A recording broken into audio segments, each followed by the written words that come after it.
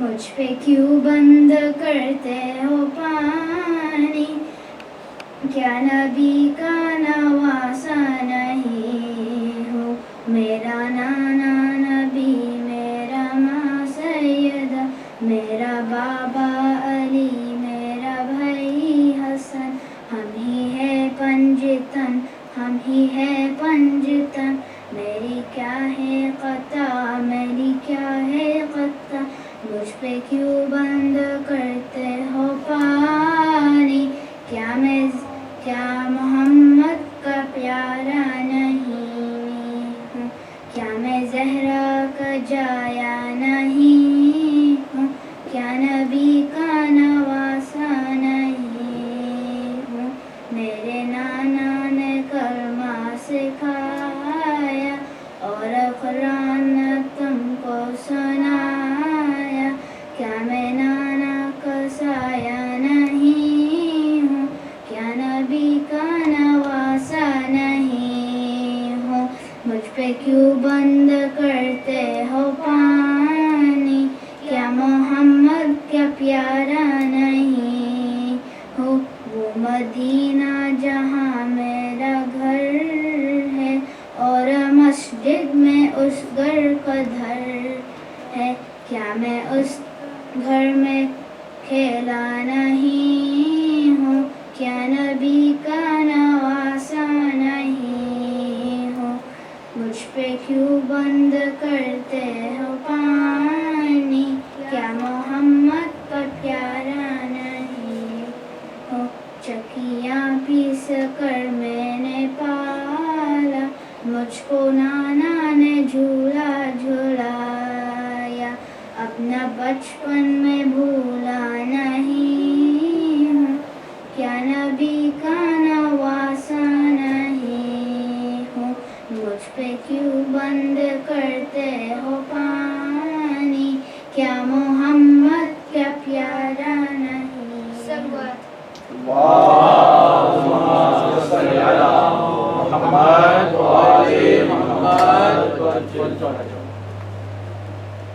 محمد علیکم السلام۔ اللہم صلی علی محمد وآل محمد۔ یہ ختم شاہ نے لکھا حبیب آ جاؤ، یہ ختم شاہ نے لکھا حبیب آ جاؤ، تمہارا دوست ہے تنہا حبیب آ جاؤ، یہ ختم شاہ نے لکھا حبیب آ جاؤ، شہید کیسے ہوا وہ بتاؤ گے آ کر، تم حال مسلم بے کس سناؤ گے آ کر، رقیہ تکتی ہے رستہ حبیب آ جاؤ، یہ ختم شاہ نے لکھا حبیب آ جاؤ، لگاؤ اس سے بھی اندازے میری غربت کے، جہاں پہ ابن علی لکھنا تھا وہاں میں نے دیا ہے ماں کا حوالہ، حبیب آ جاؤ، یہ ختم شاہ نے لکھا حبیب آ جاؤ، وہ جب یہ سنتی ہے کوفے سے آ رہے ہیں شقی، تو پوچھتی ہے ہمارا بھی آئے گا کوئی، دعائیں دے گی سکینہ دعائیں دے گی سکینہ حبیب آ جاؤ یہ ختم شاہ نے لکھا حبیب آ جاؤ گوارا کر نہیں سکتی حسین کی غیرت تمہاری زوجہ کی چادر کو لوٹ لے امت تم اس کو چھوڑ کے کوفہ حبیب آ جاؤ یہ ختم شاہ نے لکھا حبیب آ جاؤ در بطول دوبارہ جلایا جائے گا تمہارے دوست پہ خنجر چلایا جائے گا نہیں ہے وقت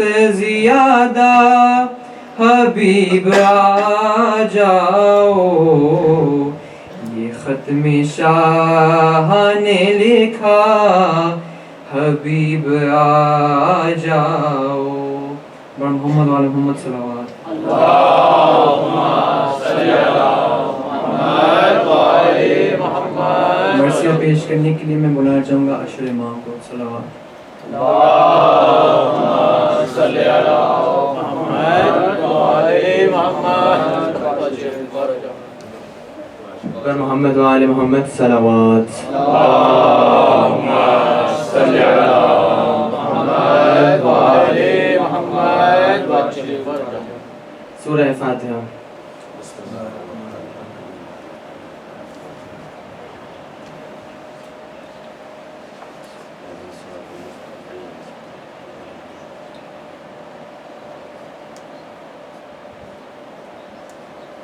محمد وعلی محمد صلوات اللہم صلی علی محمد وعلی محمد باقی جو رفیق شہدی رہے گئے دو چار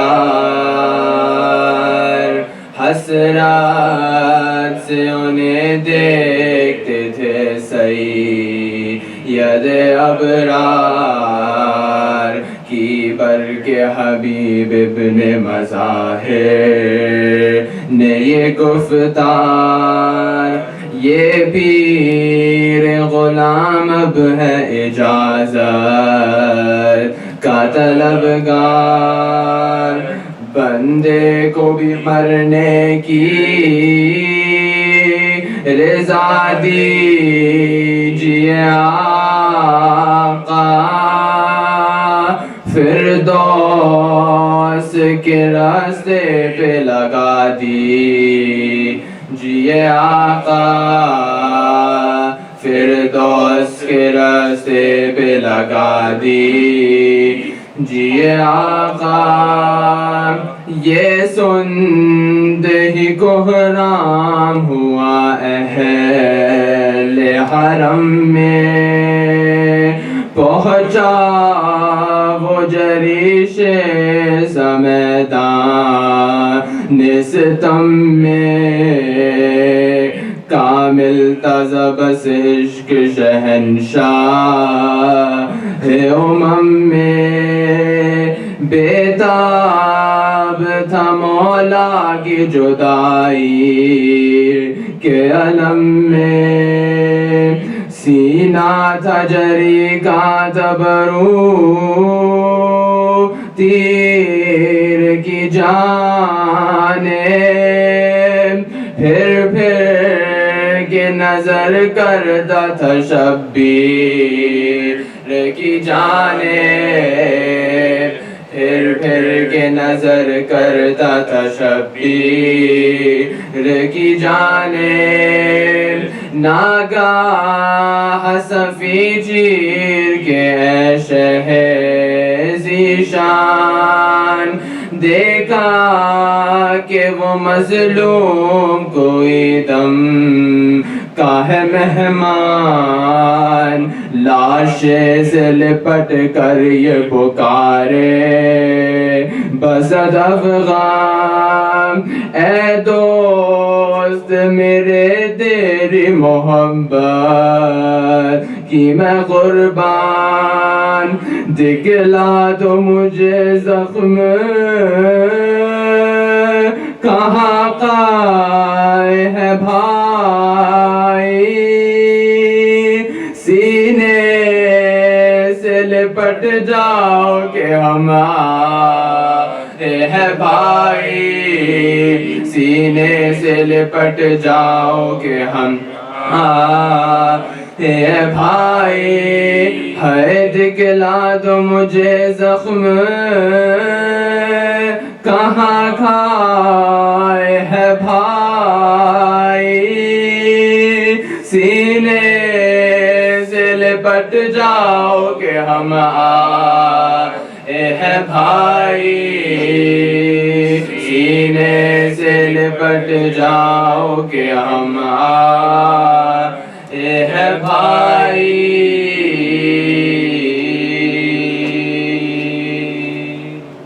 محمد وآل محمد صلوات۔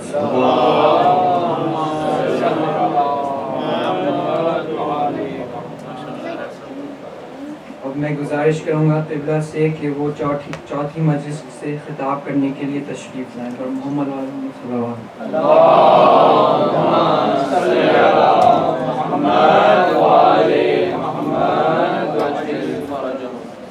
نعرہ تکبیر، نعرہ تکبیر، نعرہ رسالت، نعرہ رسالت، نعرہ حیدری، نعرہ حیدری، خوشنود امام زمانہ بلند تر صلوات۔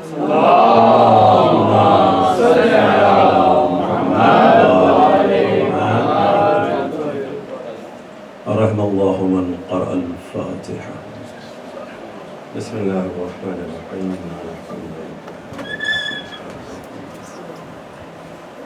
إياك نعبد وإياك نستعين صراط الذين أنعمت عليهم غير المغضوب عليهم. أعوذ بالله من الشيطان اللعين الرجيم. بسم الله الرحمن الرحيم. الحمد لله الذي هدانا لهذا وما كنا لنهتدي لولا أن هدانا الله. لقد جاءت رسل ربنا بالحق، والصلاة والسلام على رسول الثقلين محبوب رب المشرقين والمغربين وجد الحسن والحسين مولانا أبي القاسم محمد. اللهم صل على محمد وعلى أهل بيته الطيبين الطاهرين المعصومين المظلومين، ولعنة الله على أعدائهم أجمعين. أما بعد، فقد قال الله تبارك وتعالى في كتابه المبين والفرقانه الحميد وهو أصدق الصادقين. بسم الله الرحمن الرحيم. إن الذين آمنوا وعملوا الصالحات أولئك هم خير البرية، جزاؤهم عند ربهم جنات عدن تجري من تحتها الأنهار خالدين فيها أبدا، رضي الله عنهم ورضوا عنه، ذلك لمن خشي ربه. صدق الله العلي العظيم. صلوات محمد وآل محمد. اللهم صل على محمد وآل محمد. جیسا کہ آپ نے بھی اعلان میں سماعت فرمایا کہ آج یہ مجلس اعزا کی سلسلے میں چوتھی مجلس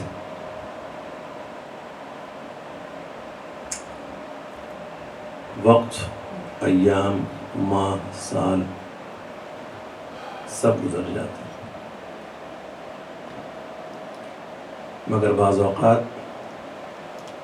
کچھ واقعات ایسے ہوتے ہیں کہ جو وقت کے گزرنے کے بعد بھی باقی رہ جاتے ہیں،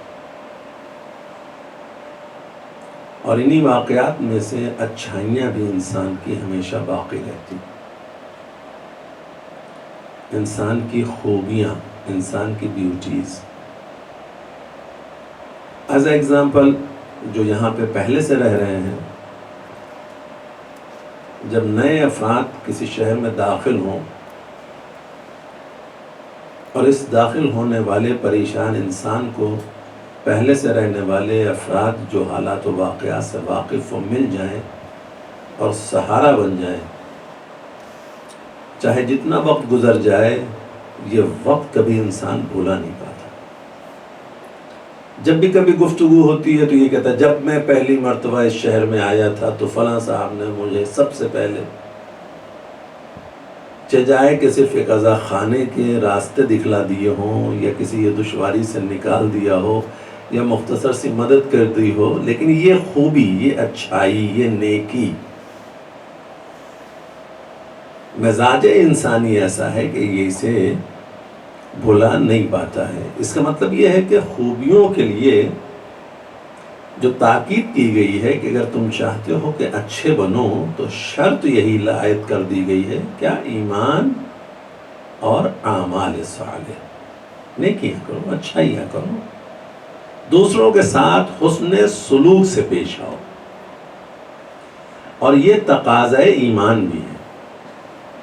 یعنی جو مومن ہوتا ہے، اللہ پر یقین رکھنے والا، یہ بات تسلیم کرنے والا کہ کوئی ہمارا خلق کرنے والا ہے، وہی ہمارا مالک بھی ہے، ہمیں پلٹ کر اسی کی بارگاہ میں جانا بھی ہے، وہی ہماری زندگی کا حساب و کتاب بھی لے گا۔ تو جس معبود حقیقی کی بارگاہ میں ہمیں جواب دہ ہونا ہے،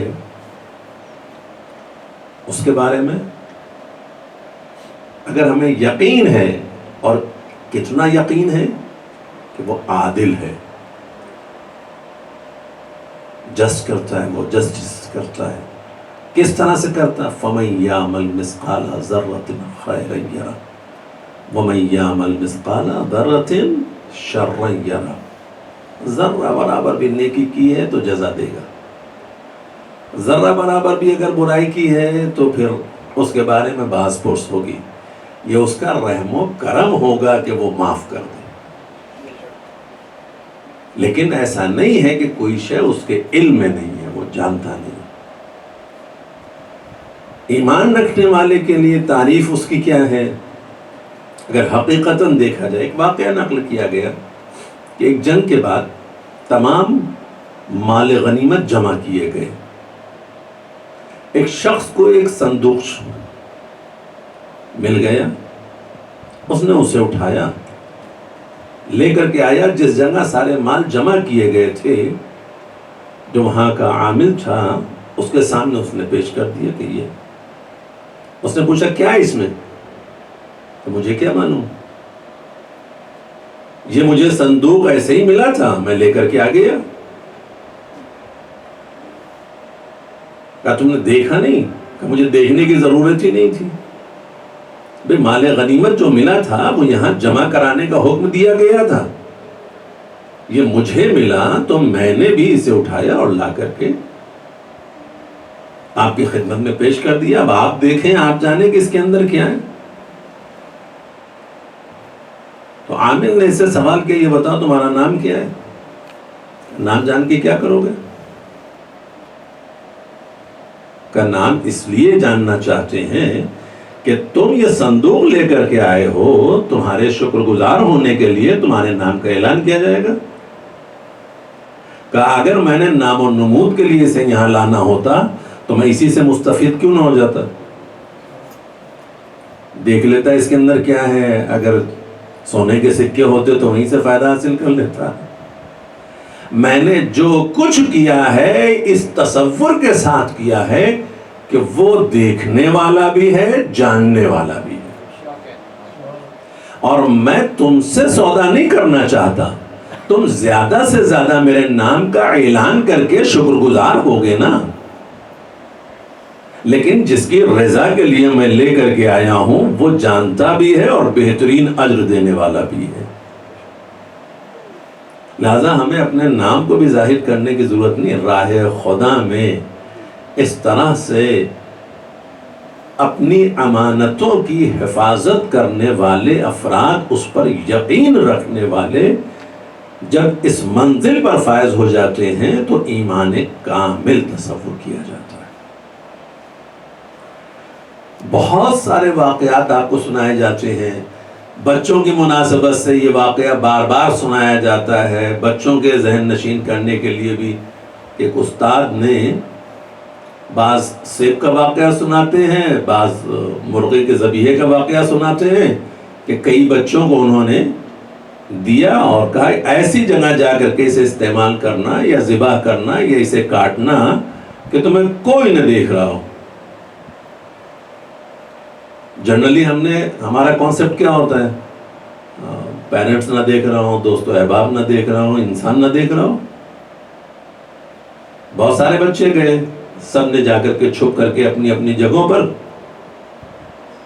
ہمیں کوئی نہیں دیکھ رہا تھا. مگر ایک بچہ کئی جگہوں پر ٹہلنے گھومنے کے بعد ویسے ہی واپس آ گیا کہ آپ نے شرط عائد کی تھی کہ ایسی جگہ اسے کاٹنا ہے کہ جہاں کوئی نہ دیکھ رہا ہو. میں جہاں بھی جاتا تھا یہی سوچتا تھا میرا خدا مجھے دیکھ رہا ہے. تو جب میرا خدا مجھے دیکھ رہا ہے تو آپ کی اس شرط کے مطابق کہ ایسی جگہ تمہیں اس چیز کو کاٹنا ہے کہ جہاں تمہیں کوئی نہ دیکھ رہا ہو. اب آپ انصاف سے بتائیے کہ جس مومن کا ایمان اتنا کامل ہو جائے کہ وہ یہ یقین کر لے کہ میرا خدا مجھے ہر جگہ دیکھ رہا ہے، اس کا عمل کیسا ہوگا؟ پھر کسی کو کہنے کی ضرورت ہی نہیں ہے. اور یہ سب ہماری فطرت ہے ایز اے انسان کے، ہم سب کی فطرت ہے. ہمیں جہاں یقین ہو جائے کہ ہمیں کوئی دیکھ رہا ہے. ہم قانون سے اگر بریک کرنے کی بھی کوشش کر رہے ہوتے ہیں، ایز اے ایگزامپل اگر آپ اسپیڈنگ کر رہے ہو اور ذرا سا نیویگیشن نے انفارم کر دیا کہ آگے پولیس والا ہے یا کیمرہ ہے، اسپیڈ کس طرح سے کنٹرول میں ہو جاتی ہے. دنیا کی اشیاء کے بارے میں یقین ہے نا کہ اگر ذرا بھی اسپیڈ اوور ہوئی تو فائن، اور ان ممالک میں ہم بچ نہیں سکتے. تو اس فائن کے یقین کے یا پنشمنٹ کے یقین کی بنیاد پر ہم قانون کی پاسداری کرتے ہیں، اس تصور کے ساتھ میں کہ ہمیں کسی نے دیکھ لیا ہے قانون کو توڑتے ہوئے. لیکن جس کی مملکت میں ہم رہ رہے ہیں، جس نے ہمیں خلق کیا ہے، جو ہمیں رزق دینے والا ہے، جو حیات و موت دینے والا ہے، جس کی نگاہوں سے ہم کسی لمحہ پوشیدہ نہیں ہیں، اس پر ہمارا کتنا یقین ہے. اور یہ حتمی چیز ہے کہ اسی نے ہمیں بھیجا ہے اور ہمیں اس کی طرف پلٹ کر جانا ہے. اور بعض اوقات جب ایصال ثواب کی مجالس ہوتی ہیں تو جس آیت کریمہ کو آپ کے سامنے پیش کیا جاتا ہے، کل نفس ذائقۃ الموت کے بعد کیا کہا جاتا ہے؟ ثم الینا ترجعون. ہر نفس کو موت کا ذائقہ چکھنا ہے، پھر تمہیں اس کی بارگاہ میں پلٹایا جائے گا. یعنی یہاں آنے کے بعد ہم بھی جانا نہیں چاہتے. خدا کیا کہہ رہا ہے؟ تم نہیں بھی جانا چاہو گے تو تمہیں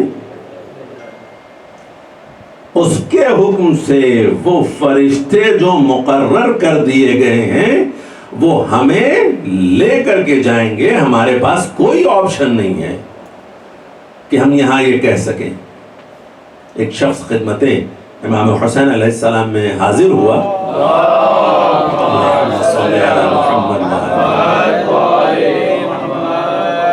کہا کہ مولا مجھ سے غلطیاں ہو جاتی ہیں، گناہ ہو جاتا ہے،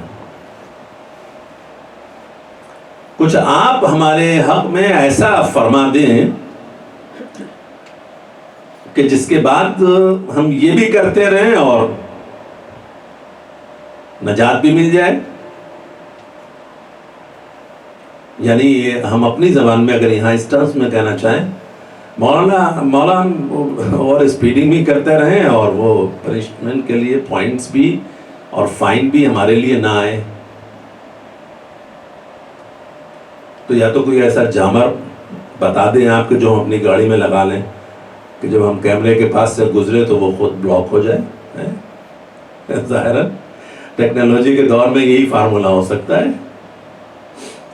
امام نے ارشاد فرمایا کہ اگر تو اتنا جری ہی ہے کہ تیری یہ خواہش ہے کہ جو تو گناہ کرتا ہے اس سے باز بھی نہ آئے اور نجات کی ضمانت بھی تجھے دے دی جائے، تو ایک کام کر کہ خدا کی مملکت سے نکل جا، اس کے بعد تیری مرضی جو چاہے تو کر، میں تجھے تیرا ضامن ہوں. پہلا کام کیا کرنا ہے؟ یعنی اگر یہاں کا قانون یہ ہے نا کہ آپ یہ کام اگر کریں گے تو آپ کو پنش کیا جائے گا، آپ کے امیگریشن رولز کی دشواریاں بڑھ جائیں گی، آپ کو قبول نہیں کیا جائے گا یا آپ کو نیشنلٹی نہیں دی جائے گی. اگر یہ آپ کو گہرا لگتا ہے اور آپ یہ سمجھتے ہیں کہ نہیں صاحب ہم یہ کریں گے اور قانون کے مطابق یہاں رہیں گے بھی، تو دونوں چیزیں پاسبل تو نہیں ہیں. ایک ہی چیزیں ممکن ہے کہ اگر وہ جو بدمعاشیاں ہم کرنا چاہتے ہیں اس کے مطابق تو اس مملکت سے نکل جائیں، ملک سے نکل جائیں، اس کے بعد مرضی ہماری جو چاہے کریں. پھر یہاں کا قانون ہمارے اوپر لاگو نہیں ہوتا نا. تو امام نے کیا ارشاد فرمایا کہ اگر تو اپنی بدمعاشیاں نہیں چھوڑ سکتا تو کم از کم یہ کام کر کہ مملکت خدا سے نکل جا، جو کائنات اس نے کریٹ کی ہے نا اس سے باہر چلا جا. کہا یہ تو نہیں ہو سکتا. تو امام نے کیا ارشاد فرمایا جو رزق وہ دیتا ہے اس رزق کو ترک کر دے. کہا یہ بھی نہیں ہو سکتا. کہا اچھا پھر یہ کر لے کہ جب اس کا نمائندہ تجھے واپس لے جانے کے لیے آئے تو اتنی قوت پیدا کر لے کہ اسے دور کر دے اپنے آپ سے. کہا یہ بھی نہیں ہو سکتا. تو بابا اگر کچھ بھی نہیں ہو سکتا پھر اس کے اطاعت گزار کیوں نہیں ہو جاتے؟ نہ اس کی مملکت سے نکل سکتے ہو، نہ اس کے دیے ہوئے رزق کو چھوڑ سکتے ہو، نہ اس کے بھیجے ہوئے نمائندے سے تم اپنی روح کو بچا سکتے ہو جو تمہارے جسم سے نکال کر لے کر کے واپس جائے گا.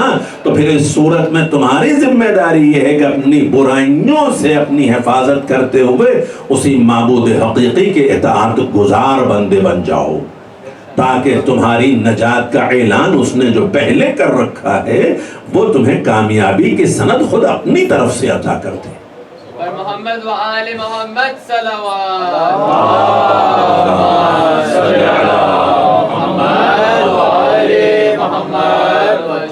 سیدھا سمپل سا طریقہ یہی ہے. اور اسی لیے سورہ بینہ کی ان 2 آیات میں بہترین خیر البریہ کے لیے کیا کہا گیا؟ بہترین مخلوق پروردگار کے لیے ان الذین آمنوا وعملوا الصالحات، جو صاحبان ایمان ہیں اور اعمال صالحہ کے انجام دینے والے ہیں، اولئک هم خیر البریہ، وہی بہترین مخلوق پروردگار. اور جزا کا اعلان بھی خدا نے کر دیا ہے، جزاؤہم عند ربہم جنات عدن تجری من تحتها الانہار خالدین فیہا ابدا. جنت عدن ہے اس بہترین مخلوق پروردگار کے لیے کہ جو صاحب ایمان بھی ہے، اعمال صالحہ کا انجام دینے والا بھی ہے، جس جنت میں نہریں بھی جاری ہیں، جہاں وہ ہمیشہ کے لیے رہے گا. یہی سب سے بڑی سند نہیں ہے بلکہ خدا اس سے راضی اور وہ بندہ اپنے خدا سے راضی ہے. سب سے اہم مسئلہ یہ ہے کہ یہ بندہ اپنے پروردگار سے راضی، پروردگار اس کا اس بندے سے راضی، اس عمل کی بنیاد پر. مگر یہ تمام باتیں، یہ خوبیاں، یہ بیوٹیز اس وقت پیدا ہوں گی جب ہم سب کے دلوں میں خشیت پروردگار پائی جائے گی، خوف الہی پایا جائے گا، خدا کا ڈر پایا جائے گا، یہ کانسیپٹ، یہ تصور ہمارا کمال تک پہنچ جائے گا کہ ہمارا خدا ہمیں ہر جگہ دیکھ رہا ہے اور ہمیں اسی کی طرف پلٹ کر جانا ہے۔ بھیجا اسی نے ہے، جانا بھی اسی کی طرف سے۔ اب یہ گفتگو آ گئی ہے تو ذرا سا آپ کے سامنے اور عرض کر دوں کہ دیکھیں، پہلی منزل میں تو یہ کہا گیا ثم الینا ترجعون، کہ تمہیں پلٹایا جائے گا۔ لیکن کچھ افراد اس کے بعد دوسرے اسٹیج میں آتے ہیں۔ وہ کون افراد ہیں؟ جو لقاء پروردگار کی امید رکھتے ہیں۔ فمن کان یرجو لقاء ربہ فلیعمل عملا صالحا، جو ملاقات پروردگار کی امید رکھتے ہیں وہ کیا کرتے ہیں؟ وہ اعمال صالحہ انجام دیتے ہیں، اور وہ کسی کو اللہ کا شریک قرار نہیں دیتے۔ تو ایک تو جانے ہی نہیں چاہتا، لیکن بچے گا وہ بھی نہیں، اسے پکڑ کر کے لے جایا جائے گا۔ ایک اس کے بعد کے جو مزاج کے افراد ہیں وہ خود چاہتے ہی ہیں، پروردگارہ تو نے ہمیں اس کائنات میں عبادت کی غرض سے بھیجا تھا، ہم نے مقصد حیات کو پورا کر دیا، ہم تیری بارگاہ میں پلٹنا چاہتے ہیں۔ اور جو ملاقات پروردگار چاہتے ہیں، اس کی بارگاہ پلٹنا چاہتے ہیں، ان کا انداز کیا ہے کہ وہ عمل صالح انجام دیتے ہیں اور کسی کو اس کا شریک قرار نہیں دیتے۔ یہ ان کی کوالٹی بیان کی گئی ہے۔ لیکن اسی ماہ اذا کی مناسبت سے روز عاشور اس آیہ کریمہ کو آپ مسلسل سنتے رہتے ہیں کہ کمال کی منزلوں پر پہنچنے کی صورت میں نفس مطمئن کے لیے صدائے غیبی خود آتی ہے، یا ایتھا النفس المطمئنہ ارجع الی ربک راضیۃ مرضیہ، اے نفس مطمئن اپنے رب کی طرف پلٹ آ، اس طرح سے کہ تیرا رب تجھ سے راضی، تو اپنے رب سے راضی۔ یہ کمال بشریت کی منزل ہے جو امام حسین علیہ السلام نے دشت بلا میں ہر شعور رکھنے والے تک یہ پیغام پہنچایا ہے، کیونکہ ہمارا اور آپ کا یہ مولا اصلاح امت جد کے لیے مدینے سے نکلا تھا، یہ کہہ کر کے نکلا تھا کہ مجھے نام و نمود نہیں چاہیے، مجھے تخت و تاج و اقتدار نہیں چاہیے، مجھے مال و دولت و ثروت یا حکومت و اقتدار نہیں چاہیے، میں ظلم و فتنہ و فساد برپا نہیں کرنا چاہتا۔ میرے مدینے سے نکلنے کا مقصد اور ہدف کیا ہے؟ اصلاح امت جد، انما خرجت لطلب الاصلاح فی امت جدی۔